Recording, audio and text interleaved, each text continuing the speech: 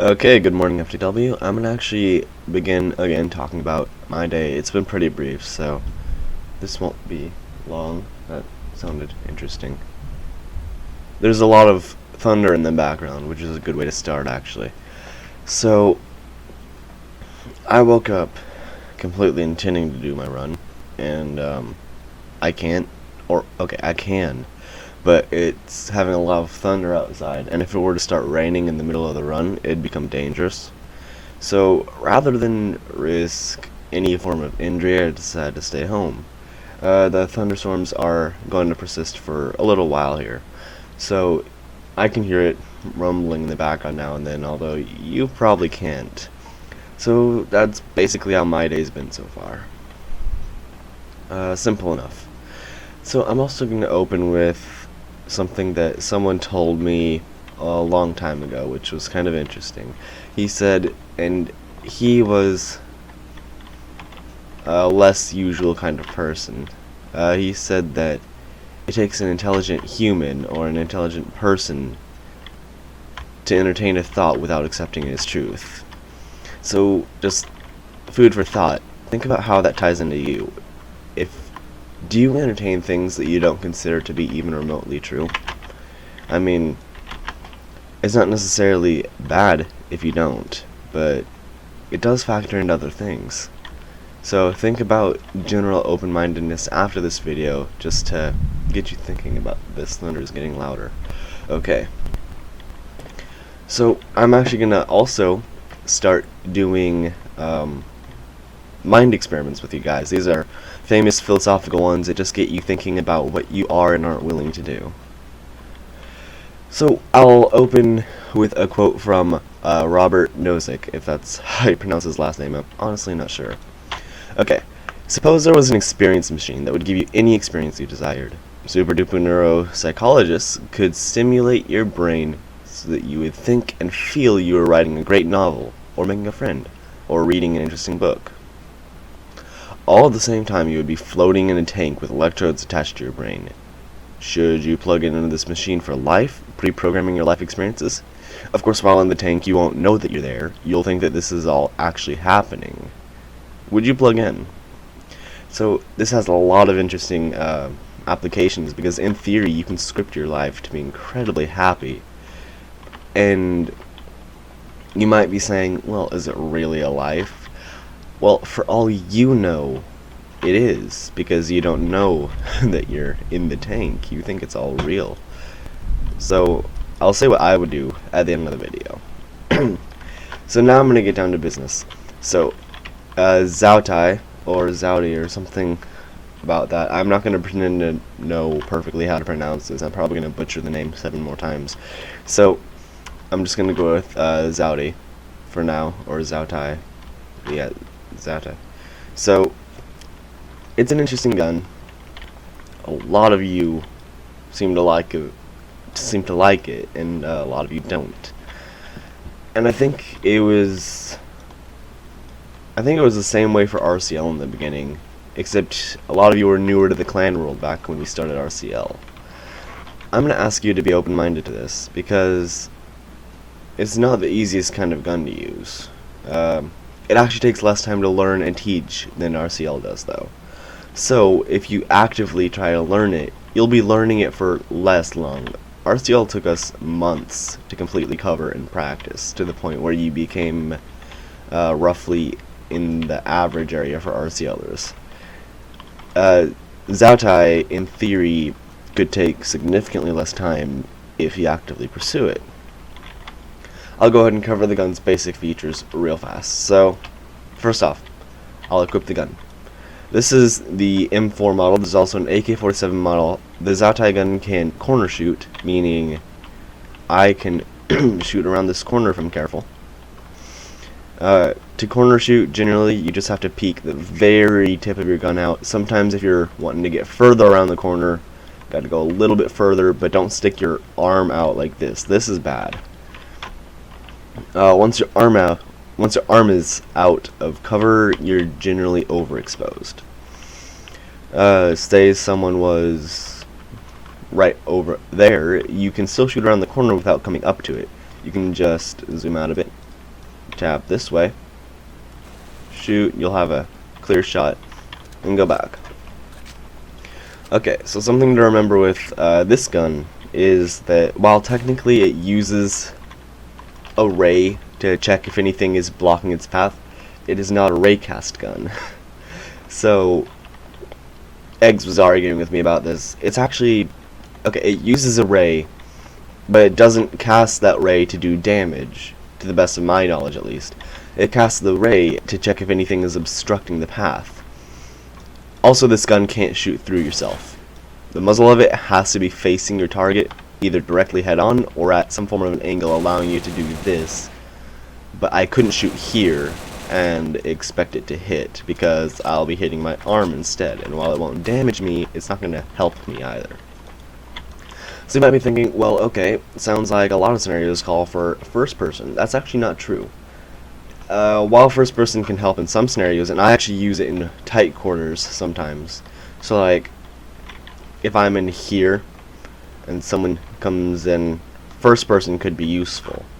But for the most part, you want to be in third person, allowing you to see behind you, despite the fact that you won't be able to shoot behind you, because you can easily spin.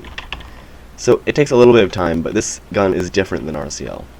It's not objectively very much better or worse. It's older, to the best of my own knowledge, but it's not objectively better and it's not objectively worse. It's very different. So this gun is intended for use at long range. Egg says that you can just modify the stats of it. I agree and disagree. I think that while you can do that and make this in theory much more similar to RCL, or vice versa, you can make RCL much more similar to this, they still use two different systems in relation to how they use rays. You could in theory also change their damage. You could change the accuracy, but I feel like that would be a terrible idea just based on the fact that this is a point and click gun. It doesn't use rays. So really you couldn't expect to aim very well at all if you changed accuracy with this, because you don't see rays and you don't actually see where it's hitting. So you couldn't adjust based on it. That's how I see it. But at the same time, you could, in theory, modify the stats, and we might do a test of it, of someone having RCL and someone having this gun with modified stats to match RCL, or vice versa, and see if it makes a difference for you guys, because I'm not going to pretend to be any form of a pro with this gun yet. I've known this gun type maybe a few months longer than most of you have, and have been practicing it actively maybe a few days longer than you guys have. So I don't know everything there is to know about this gun yet. I know most of the important things, and I know enough to help teach you and guide you through learning it. But really, RCL is the only gun type that I know how to teach completely, or at least the basics completely. This gun, I'm going to have to learn along with you guys, and that's going to be true for a lot of the other guns down the road, which includes YouTube's Isaac Doom, which is probably, that was an incredibly bright flash. Okay. There we go. See, this is why I'm not outside right now. I don't know if you could hear that, but the house is like rumbling. That was, wow, incredible. Okay, well, hopefully this is a good sign though, because California's actually in a drought, so this is kind of happy news, even though it's a little interesting because it was sunny yesterday. Anyhow, where was I? Okay, so this gun, I'm going to be learning it alongside with you, and that's true for most of the other guns, including Turbo Fusion, Isaac Doom, YouTube's, wow, I can't think right now, the Scripps guns, which, Syncretic or Depute, I think that's how you pronounce it. I'm probably butchering your name, sorry.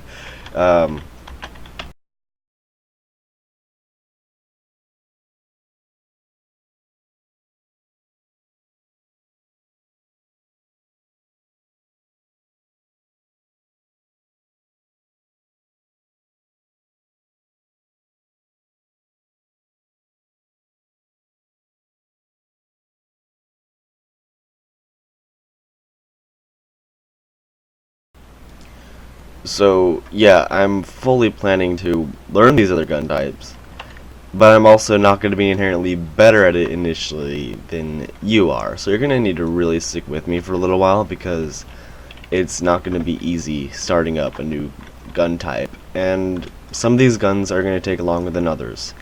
For example, if I teach you YouTubes, then Isaac Doom isn't going to take as long to teach.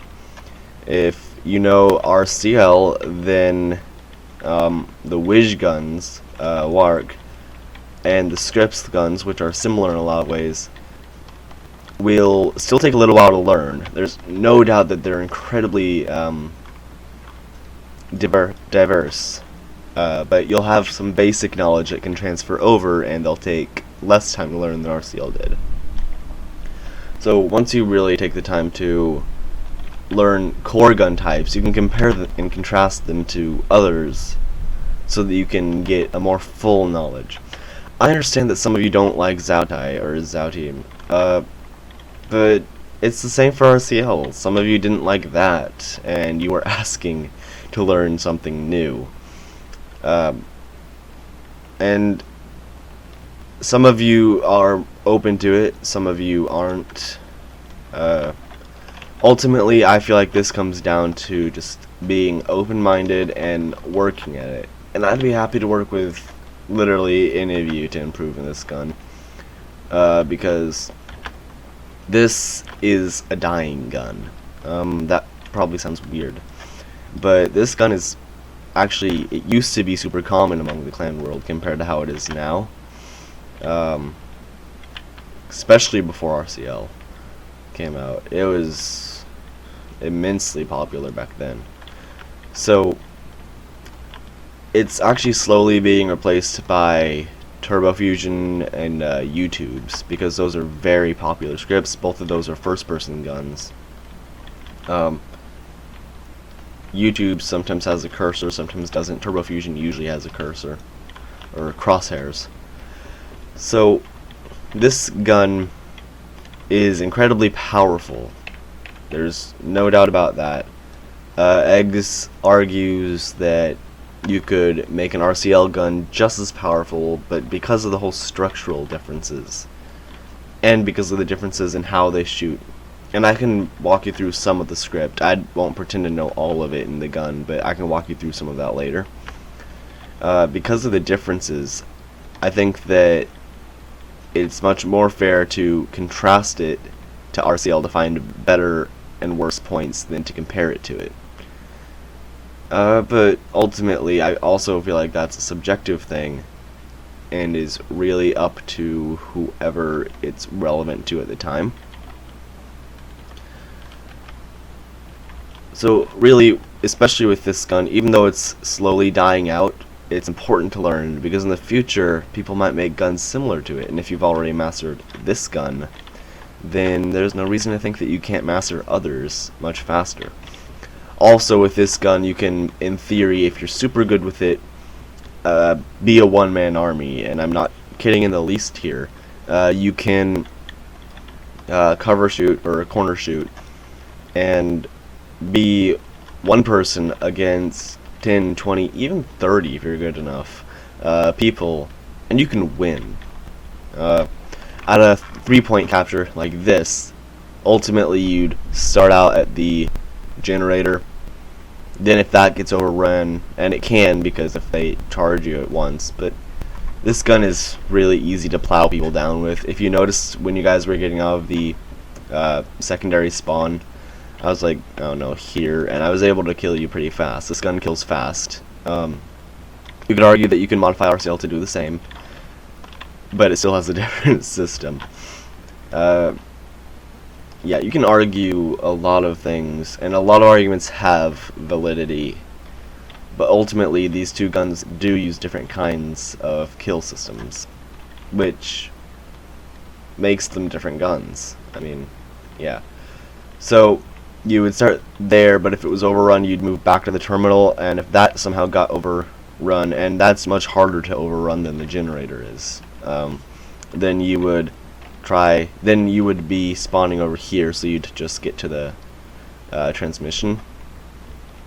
So that's how you would defend the space in a 1v like 20. And with this gun it's possible. With RCL, numbers matter because you can't corner shoot, and because of their damage rate too if you're thinking of just stock RCL guns, and their spread. RCL guns by default have a spread that's very wide compared to this gun. This gun has a fraction of a stud spread, I think, 0.15 if I recall, which is at a pretty long range, so it is really hard to miss if you're a good aim with this. That said, this cursor crosshair is a different kind of aim. Everything in the very, very center of it can in theory be hit. So it takes a long time to get used to, but it's still a good gun. So I'm going to start closing out now because it's running long. I'm going to urge you guys to be open-minded, because you don't have to accept it as the best gun type. The fact is, it's being replaced because a lot of people don't think it is. A lot of people have a hard time with it, etc. And people think that things like YouTube's or I completely derailed, Turbo Fusion are better. Really, objectively, they're not. And objectively, they're so different that it's hard to compare. But that's really your perspective. Then there's even things like really old school guns that still outperform newer ones. So it all comes down to you being open-minded. I need you to be open-minded. It's similar to any form of a raid, because if you're not open-minded and say you only ever use RCL guns, what if you were raiding and they defend with this gun? Like I said, in theory, good people with this gun can take on an army. So even if you mass raided, if they had this gun, we'd be in a pretty bad situation.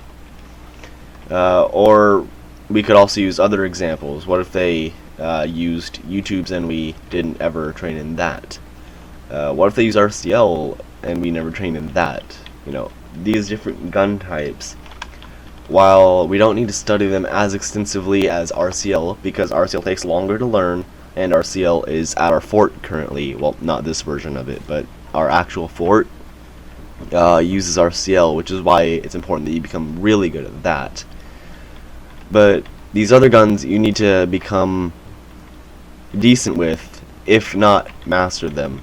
I'm looking for you to become decent in all of these guns.